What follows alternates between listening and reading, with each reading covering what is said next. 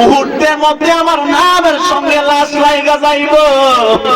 আমার কিছু এখনো তো বলে আর লোকমান হোসেন তাকিরি যেই মাত্র আমার প্রাণ পাখিটা বের হইয়া যাইব, আমার বাড়িতে আমার বাবারে ফোন দিয়া ইব্রাহিমে কইব, ও লোকমান হুজুরের আব্বা গো,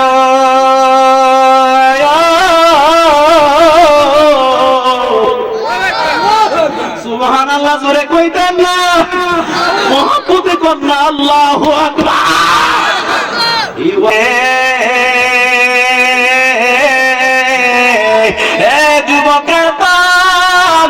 এই দুনিয়া চিরদিন থাকবো না, চলে যাওয়া লাগবে আপনাকে আমাকে অন্ধকার কবরে, ঠিক কি বলা? ওই কবরে চলে যাওয়া লাগবো, যেই কবরে জামাত মনে কোনদিন আর আসতে পারবো না, এমন একটা কাফন পরাইব। এই কাপড়টা আমেরিকা থেকে আনবে না, এই কাপড়টা ঢাকা থেকে আনবে না গো, এই কাপড়টা কোন শহর থেকে আনবে না, আপনাদের ব্লকের আশেপাশে বাজার আছে না নাই? এখন ডাক্কা দেওয়ার পরে মহব্বতে আমার আল্লাহরে আল্লাহ ডাক দিবেন। এবার যেই মাত্র সাদা মার্কিন কাপড় আসবে রে,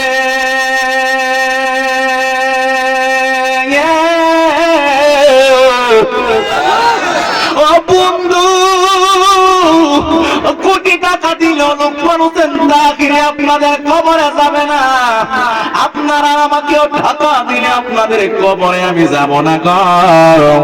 ওই কবর বড় সাংঘাতিক কবর, এত সুন্দর বিছানা সাজাইয়া, এত সুন্দর ঘর বানাইয়া, লাখ লাখ টাকা খরচ করার পরেও আমরা এই দুনিয়ায় থাকতে পারবো না, ঠিক কি না?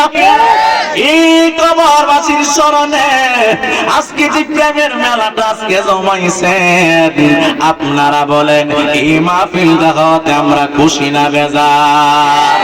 বন্ধুরে, আজরাইলটা যেদিন হাজির হইয়া যাবে গো, রূহটা যেদিন বের হইয়া যাবে, ওই দিন আজগুলা শোনার পরে যদি মুখে হাসি আসে, মনে করবেন আপনার ভিতরে অনেক গাফলা আছে, আপনার উপরে আল্লাহ এখনো অসন্তুষ্ট। এখন আমি কথা কই, মরণের কথা কই, আপনার মুখ দিয়া বুঝি হাসি আসে, হায় রে মরণটা কেমন জিনিস,